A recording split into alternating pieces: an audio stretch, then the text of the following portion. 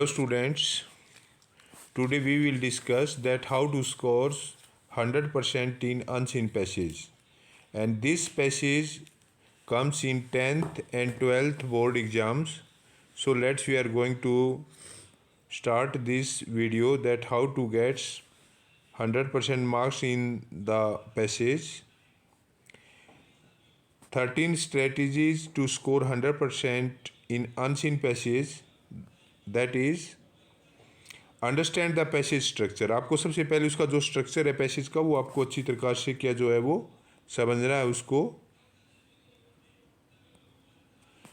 Familiarise yourself with the typical structure of unseen passage, उसको आपने familiarise करना है। उसको टिपिकल जो स्ट्रक्चर है अनसीन पैसेज का उसको अंडरस्टूड करना है। Develop active reading habit by engaging with the passage actively. Next is cultivate a strong vocabulary by regular reading diverse text. आपकी जो वोकेबलरी है वो बहुत अच्छी होनी चाहिए ताकि आप पैसेज को अच्छी प्रकार से उसको समझ सको। आपको हर एक वर्ड्स का मीनिंग आपको पता होना चाहिए।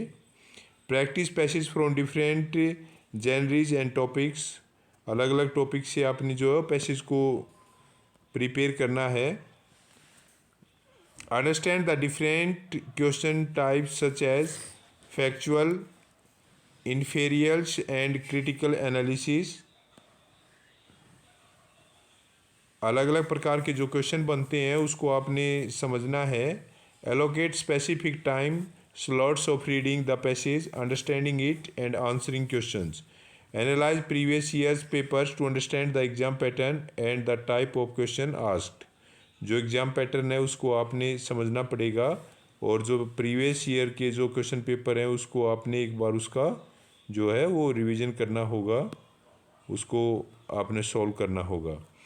Cultivate critical thinking skill to analyse the author's perspective argument polish. Ensure your response and grammatically correct and well structure. आपके जो ग्रामेटिकली जो है वो आपका सेंटेंस करेक्ट होना चाहिए, वेल स्ट्रक्चर होना चाहिए। Read the question before diving into the passage to answer strategically. Regular revise grammar rules, vocabulary and reading comprehension techniques. जो ग्रामर्स के रूल हैं वो डेली आपने रिवाइज करने हैं और कंप्रीहेंसिव जो टेक्निक्स है उसको आपने अंडरस्टूड करना है। Next is this is the passage. Read the following passage carefully and choose correct option from it. अब ये कंप्रीहेंसिव पैसेज है, आपने कैसे इसको अटेम्प्ट करना है उसके बारे में हम करेंगे। Global warming and insidious force altering the very fabric of our planet. जो ग्लोबल वार्मिंग है वो एक बहुत ही ज़्यादा जो क्रिटिकल सिचुएशन है हमारे जो है वो कंट्री के सामने। Emerging one of the most pressing challenges of 21 century, 21वीं शताब्दी की एक बहुत ही जो है वो एक चैलेंजिंग प्रॉब्लम है। The phenomenon primarily driven by human activity is characterised by gradual increase in earth average surface temperature.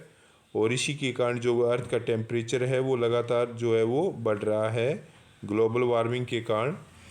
As we stand witness to the consequences of our collective action, it becomes imperative to delve into the intricate web of factors contributing the global warming and explore sustainable solution of a future that hinges of the delicate balance of our environment.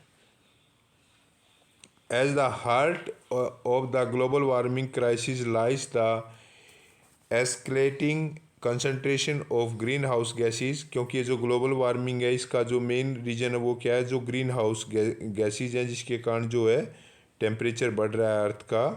In the earth atmosphere human activity particularly the burning of fossil fuels for energy and deforestation. इसका जो human activity है जैसे fossil fuel को जो आदमी जो burn करता है और डिफॉरेस्टेशन पेड़ों को काटा जा रहा है, release vast amount of carbon dioxide और ज़्यादा मात्रा में जो CO2 रिलीज होती है इन्वायरमेंट के अंदर, उससे ग्लोबल वार्मिंग होती है।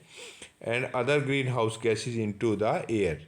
These gases trap heat, creating a thickening blanket around the earth that prevents some of the sun's energy from escaping back into the space. This enhanced greenhouse effect lead to the gradual rise in global temperatures.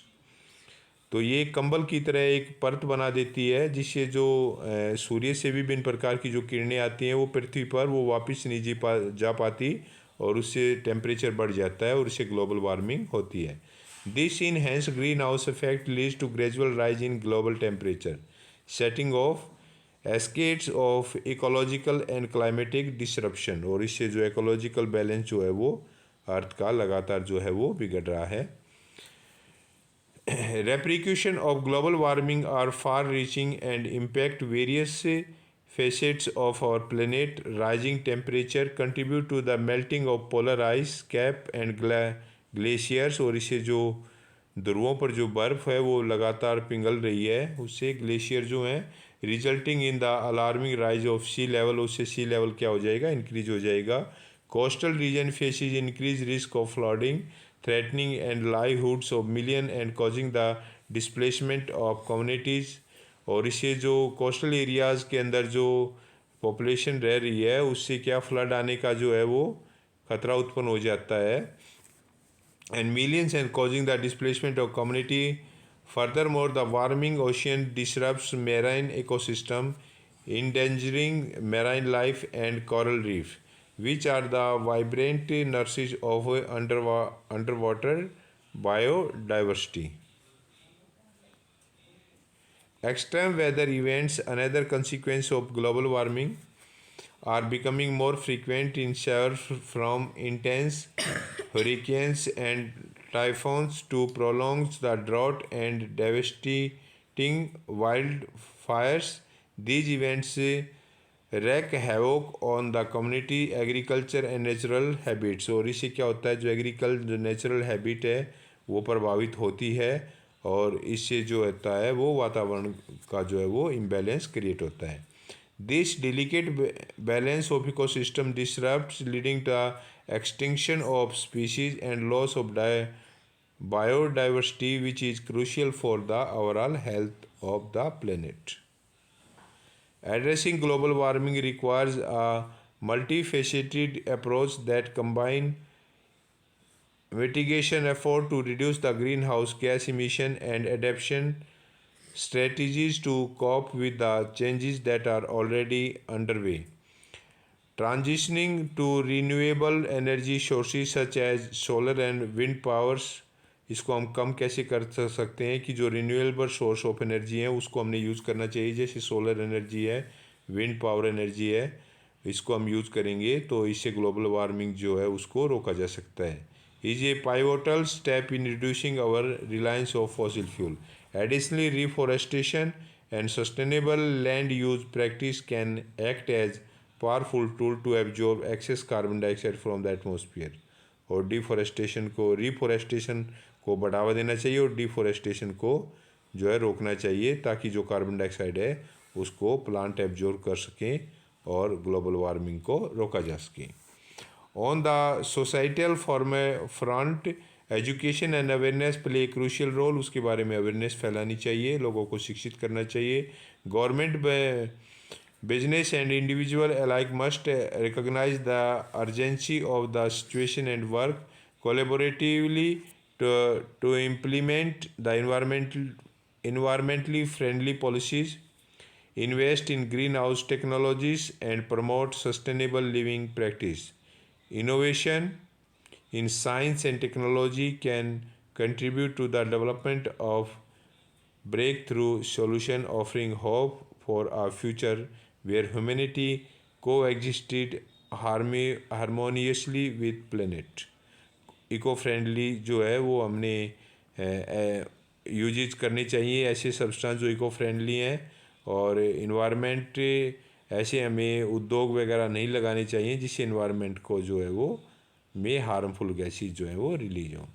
Global warming stand as a stark reminder of the inter connectedness of human activity and the wealth of the planet.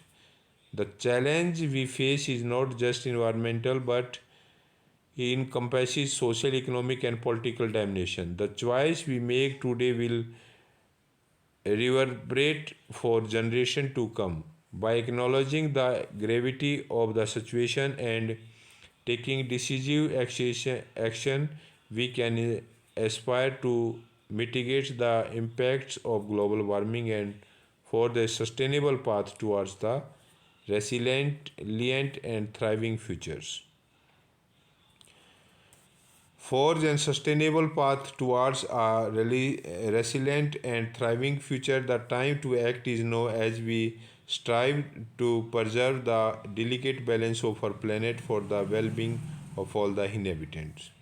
So, student, this is about the global warming, how to control global warming, and what will be the result if we don't control the human activity, which is causes global warming. And if global warming take place, the polar ice can melt, and in that condition, the coastal areas population may affected by the floods.